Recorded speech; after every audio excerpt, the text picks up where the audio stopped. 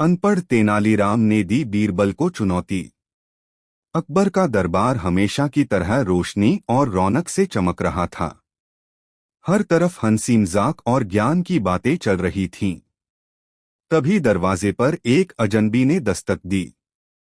दरबान ने अंदर आने की इजाजत ली और भीतर आया एक आदमी, सिर पर पगड़ी, धोती कुर्ता पहने, लेकिन चेहरे पर अजीब आत्मविश्वास। अकबर ने पूछा, कौन हो तुम? वह हंसते हुए बोला, जहां पनाह मैं हूं तेनालीराम। पर वह तेनालीराम नहीं जिसे लोग बुद्धिमान कहते हैं, बल्कि उसका उल्टा, अनपढ़ तेनालीराम। दरबार में ठहाका गूंज उठा। अनपढ़ तेनालीराम, फिर यहाँ क्या करने आए हो? अकबर ने हैरानी से पूछा। तेनालीराम ने सीना तानकर कहा, मैं यहाँ आपके दरबारी बीरबल को चुनौती देने आया हूँ। लोग कहते हैं कि बीरबल सबसे बड़ा बुद्धिमान है, लेकिन मैं जो अनपढ़ हूँ उसे मात दूंगा। अगर उसने मेरी चुनौती हार ली तो दरबार में उसकी जगह मुझे मिलनी चाहिए।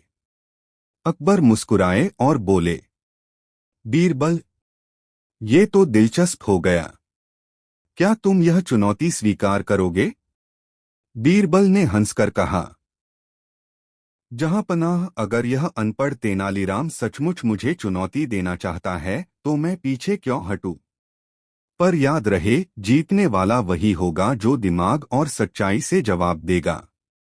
तेनालीराम ने हाथ उठाकर कहा, तो सुनो बीरबल, मेरी पहली चुनौती ये है, मैं अनपढ़ हूँ, पढ़ना लिखना नहीं जानता। अगर तू मुझे एक ऐसी किताब दे दे जिसे बिना पढ़े मैं समझ जाऊं तो मानूंगा कि तू महान है, वरना मान लेना कि मैं ही तुझसे बड़ा हूं। दरबार सन्न रह गया। अकबर ने भी हैरानी से बीरबल की ओर देखा। बीरबल बिना पढ़े कोई किताब कैसे समझ सकता है? बीरबल मुस्कुराए। उनकी आंखों में वही शरारती चमक थी। जहां पनाह, अनपढ़ तेनालीराम ने सचमुच कठिन सवाल रखा है, लेकिन इसका जवाब भी इसी दरबार में मिलेगा। सारे दरबारी उत्सुक हो उठे। बीरबल आखिर कौन सी किताब लाएगा जो पढ़े बिना भी समझी जा सके? दरबार में सन्नाटा छाया हुआ था। सबकी नजरें बीरबल पर टिक गईं। अनपढ़ तेनालीराम हंसते हुए बोला, क्यों बीरबल, तेरे चेहरे की हंसी गायब हो गई। बिना पढ़े किताब कैसे समझा सकता है? अब मान ले कि तुझसे बड़ा मैं हूं। बीरबल ने धीरे से मुस्कुराते हुए कहा, तेनालीराम, मैं तुझे ऐसी किताब दूंगा जिसे पढ़े बिना भी तू समझ जाएगा, बल्कि दरबार का हर अनपढ़ आदमी समझ जाएगा। अकबर चौंककर बोले, बीरबल, क्या सचमुच ऐसी कोई किताब हो सकती है? बीरबल ने हाथ के इशारे से एक सिपाही को बुलाया और कहा, दरबार का हिसाब किताब लाने की जरूरत नहीं, मैं उससे भी बड़ी किताब दिखाऊंगा। सिपाही ने बाहर से एक बड़ी थैली मंगवाई। बीरबल ने थैली खोली और उसमें से निकाला एक किसान का हल। पूरा दरबार हैरान। तेनालीराम हंस पड़ा। ये कैसी किताब है? इसमें न पन्ने हैं न अक्षर। बीरबल गंभीर स्वर में बोला, तेनालीराम, तू कहता है कि तू अनपढ़ है, तो सुन, ये हल एक ऐसी किताब है जिसे बिना पढ़े हर अनपढ़ किसान समझता है। ये बताता है मेहनत का अर्थ, धरती की कीमत और पेट भरने की सच्चाई। इसे समझने के लिए अक्षर नहीं चाहिए, बल्कि पसीना चाहिए। अकबर की आंखों में चमक आ गई। वाह बीरबल, सचमुच बड़ी गहरी बात कही है। लेकिन अनपढ़ तेनालीराम ताली बजाकर बोला, ठीक है, पहली चुनौती तूने जीत ली, मगर अब मेरी दूसरी चुनौती और भी कठिन है। दरबार सन्न रह गया। तेनालीराम ने मुस्कुराकर कहा, मेरी दूसरी चुनौती है, मुझे भूख लगी है। तू मुझे खाना खिला, लेकिन शर्त यह है कि खाना तू पकाए नहीं, खरीदे। दरबारियों की आंखों में कौतूहल था। सब मन ही मन सोच रहे थे कि आखिर बिना पकाए, बिना खरीदे और बिना मंगाए भोजन कैसे संभव हो सकता है। अनपढ़ तेनालीराम हंसते हुए बोला, क्यों बीरबल, अब तेरा दिमाग भी जवाब दे गया क्या? तूने किताब वाली चाल तो निकाल ली, पर पेट तो किसी चाल से नहीं भरता। अकबर ने गंभीर होकर कहा, बीरबल, ये सचमुच कठिन सवाल है, लेकिन मुझे पूरा यकीन है कि तेरे पास कोई न कोई हल जरूर होगा। बीरबल मुस्कुराए। उन्होंने सिपाहियों को आदेश दिया, दरबार के बगीचे से कुछ लोग यहाँ ले आओ। थोड़ी देर बाद बगीचे के माली और किसान दरबार में आ खड़े हुए। उनके हाथों में ताजे फल और सब्जियां थीं। बीरबल ने उन किसानों से कहा, ये फल और सब्जियां किसने पकाई? किसानों ने हंसते हुए जवाब दिया, हमने नहीं, धरती और सूरज ने पकाया है। बीरबल ने उन फलों को तेनालीराम के सामने रख दिया और बोले, ले तेनालीराम, खा ले। ये खाना न मैंने पकाया, न खरीदा, न मंगवाया। ये तो धरती का दिया हुआ है, सीधे प्रकृति की रसोई से निकला। इंसान का सबसे पहला भोजन यही है। दरबार में जोरदार तालियां गूंज उठीं। अकबर ने प्रसन्न होकर कहा, वाह बीरबल, तूने फिर अपनी बुद्धिमानी साबित कर दी। सचमुच जो प्रकृति ने दिया है, उससे बड़ा भोजन कोई नहीं। तेनालीराम ने गहरी सांस ली और मुस्कुराकर बोला, बीरबल, मानना पड़ेगा, तू सचमुच गजब का दिमाग रखता है। लेकिन अभी मेरी सबसे कठिन तीसरी चुनौती बाकी है। दरबारियों ने उत्सुकता से पूछा, अब कौन सी चुनौती? अनपढ़ तेनालीराम ने शरारती अंदाज में कहा, मेरी तीसरी और आखिरी चुनौती है बीरबल, तू मुझे ऐसा सवाल पूछ जिसका जवाब न तुझे पता हो, न जहांपनाह को, और न ही इस पूरे दरबार में किसी को। पूरा दरबार दंग रह गया।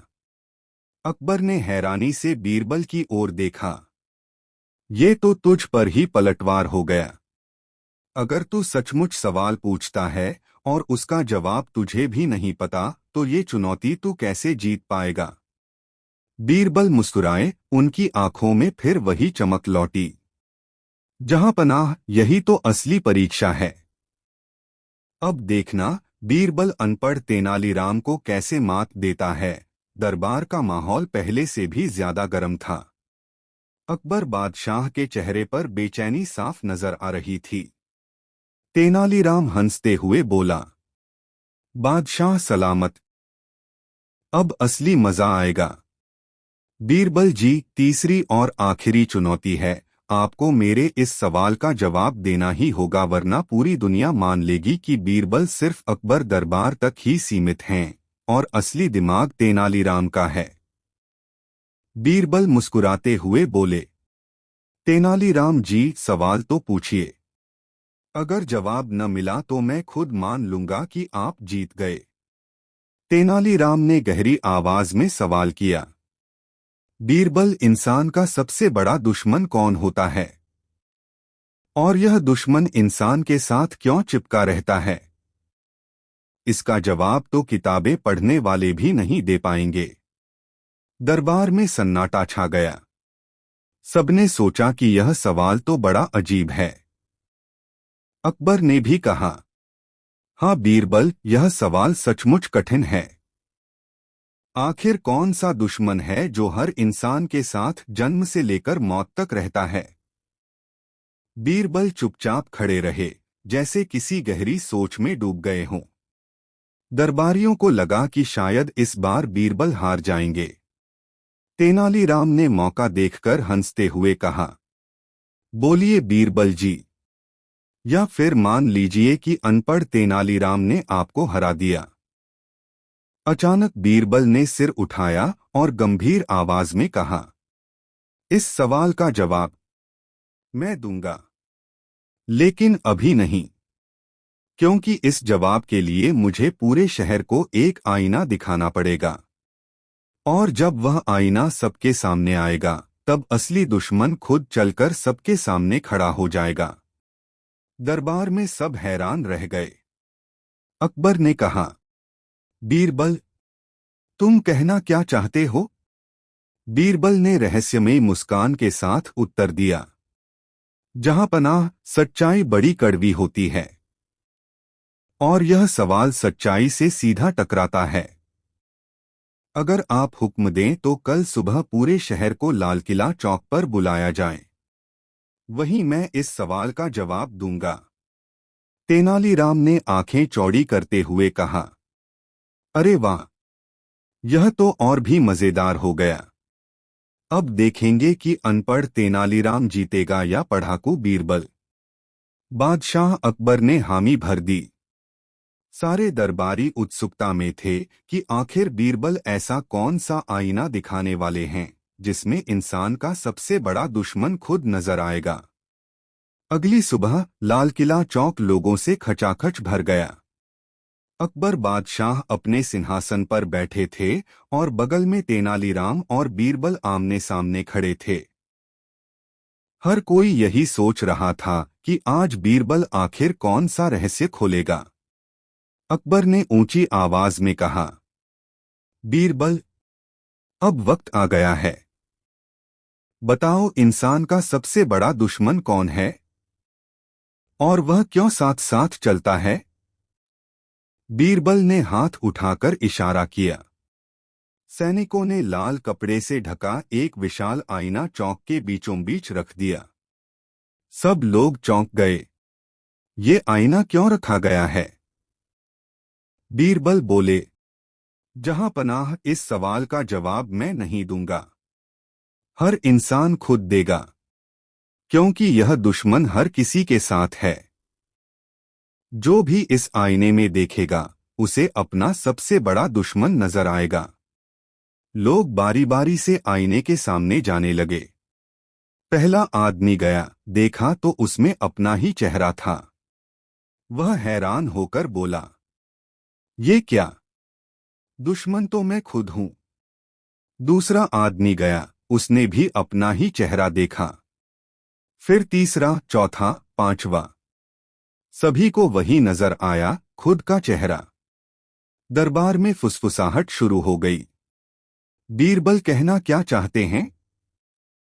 तभी बीरबल गंभीर आवाज में बोले, जहां पनाह, इंसान का सबसे बड़ा दुश्मन कोई और नहीं बल्कि उसका अपना मन और उसकी बुरी आदतें हैं। लालच, गुस्सा, झूठ, ईर्ष्या, यही असली दुश्मन हैं। ये दुश्मन बाहर से नहीं आते, ये हर इंसान के अंदर रहते हैं। इसीलिए यह दुश्मन हर जगह हमारे साथ चलता है। जब तक इंसान खुद को नहीं हराता तब तक कोई दुश्मन उसे हरा नहीं सकता। पूरा चौक तालियों की गड़गड़ाहट से गूंज उठा। अकबर बादशाह ने बीरबल की ओर गर्व से देखा और बोले, बीरबल, तुमने न केवल सवाल का जवाब दिया बल्कि पूरी प्रजा को शिक्षा भी दे दी। तेनालीराम अवाक रह गया। उसने धीरे से बीरबल के कान में कहा, मानना पड़ेगा, तुम जीत गए, लेकिन अब मेरी बारी है। मैं ऐसी चुनौती दूंगा कि सारी अक्ल धरी रह जाएगी। बीरबल मुस्कुराए। तेनालीराम जी, बीरबल चुनौतियों से नहीं डरता। आप कोशिश करते रहिए। भीड़ तितर बितर होने लगी, लेकिन सबके दिलों में बीरबल का यह आईना उतर चुका था। हर कोई अपने अपने दिल में झांकने लगा। लेकिन अचानक उसी भीड़ में से एक रहस्यमयी आदमी आगे आया। उसके चेहरे पर अजीब मुस्कान थी। उसने ऊंची आवाज में कहा, बीरबल, अगर इंसान का दुश्मन वह खुद है तो मेरा सवाल है, क्या इंसान खुद अपने दुश्मन को हरा सकता है या फिर उसे हमेशा हार माननी पड़ेगी? पूरा चौक सन्नाटे में डूब गया। तेनालीराम भी चौंक कर उस अजनबी को देखने लगा और अकबर ने गंभीर स्वर में